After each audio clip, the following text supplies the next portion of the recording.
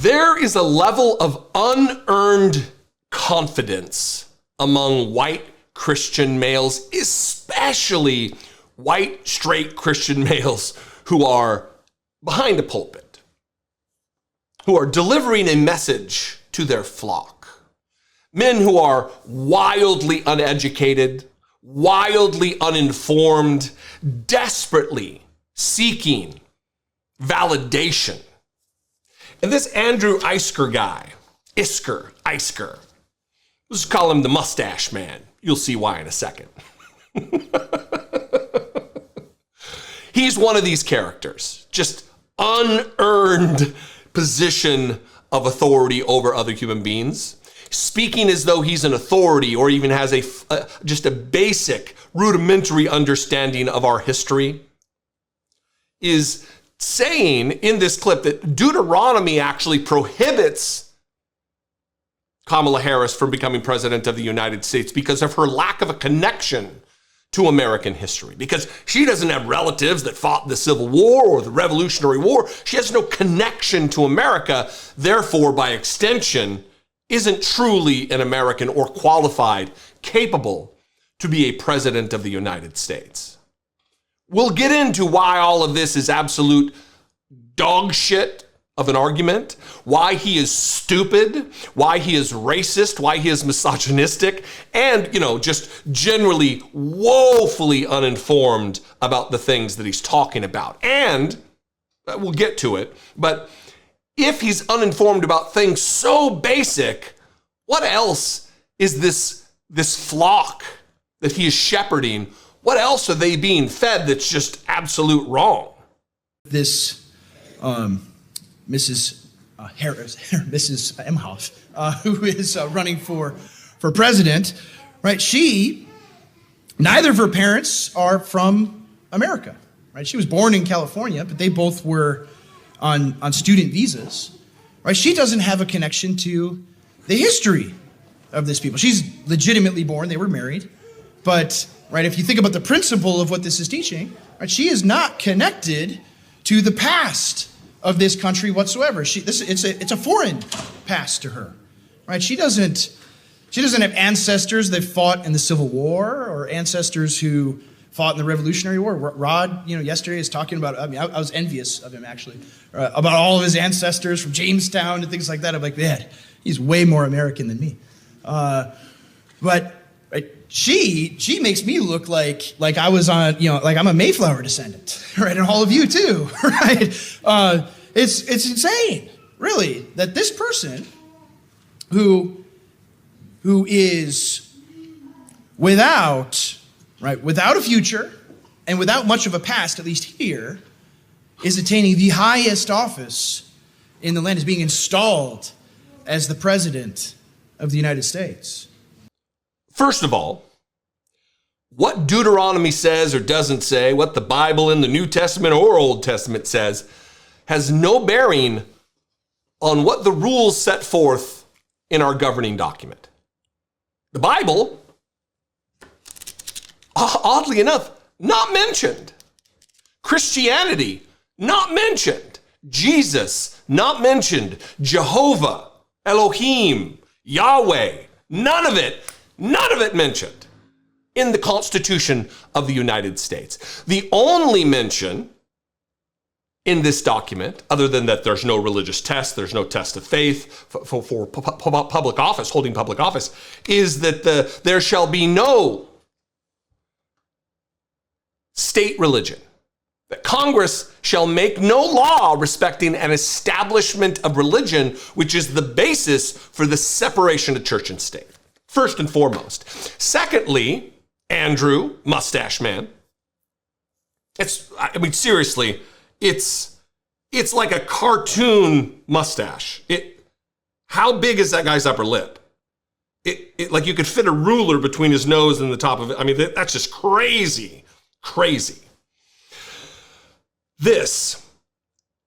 Is he completely ignorant to the fact that Donald Trump's history going back in the United States is just about the same as Kamala Harris's? Kamala Harris's parents both were immigrants to this country. That's true. That is true. She was born here. She's an American. She is qualified under the rules set forth in the Constitution as qualified to run for office, to be president of the United States. Donald Trump, his mom was born in Scotland. Immigrant. His dad, born here, but his grandpa was born in Germany. So Donald Trump doesn't have any ancestors that fought in the United States Civil War. Donald Trump has no connection to the Revolutionary War. None. So based on Deuteronomy, does he not have a claim to the presidency as well? Mustache man? You see, this is the problem with the unearned arrogance and confidence that these jackwagons hold. He thinks he's got a rock solid argument here. He's leading astray his flock, the people who go to listen to him as a man of wisdom. And he's just a moron. Donald Trump has just as little connection to the history of the United States as anybody else. Donald Trump actually has less connection because of the fact that his family, his dad participating in KKK rallies in the 20s, it's all very gross. But to Mustache Man, the reason Donald Trump has more of a claim to the presidency of the United States of America is because he's a white man. And it's scary. Just like Barack Obama, born in Kenya, he's a secret Muslim. All of this racist bullshit. That's why they put it on her. She can't have a connection to the history of the United States because she's black, because she's not white. This is born out of racism. It's born out of misogyny. It's born out of absolutely taking up for a fascist who wants to dictatorially run the country. He said as much. He said he wants to terminate the Constitution. He said he'll be a dictator on day one. He praises dictators. He denigrates American citizens. Yet Christian nationalists like Mustache Man, like Andrew Isker, idiots, objectively stupid people who have somehow stumbled their way into a position of authority over the congregation. I don't know how large or small this congregation is. I hope for the sake of the people that it is a small congregation. But this is a movement that's taking place all across the country, in congregations all across the country. I just happen to have a clip here because of the good work of Right Wing Watch, which, by the way, there'll be a link below. If you've got an extra $2 or $3 or $4 or $5, send it their way, support their work, because if not for their work, I wouldn't know about this guy. I wouldn't know more generally about this movement. Or I wouldn't know as much about them as I do. Because I grew up with these idiots.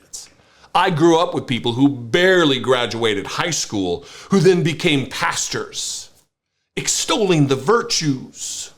People who didn't go to seminary, didn't speak Greek, didn't know Hebrew, don't know anything about the fundamentals of the writing of the Bible and how it was put together and what the interpretations are. They had their Strong's Concordance, and that was it.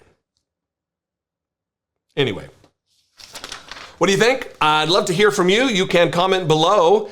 I'd really love someone to defend these morons. That would be fantastic. If you're here to defend them, call me, anonymously or not. You can *67 or whatever it is, and it comes up as unknown. Lots of cowards do that. If you feel afraid that I'll share your number, I've never done that. Even with trolls, even with, some of the most vile stuff, I haven't done that. 714-576-4054. Of course, you can email me daily@dollemore.com, although emailing anonymously isn't really an option, I think.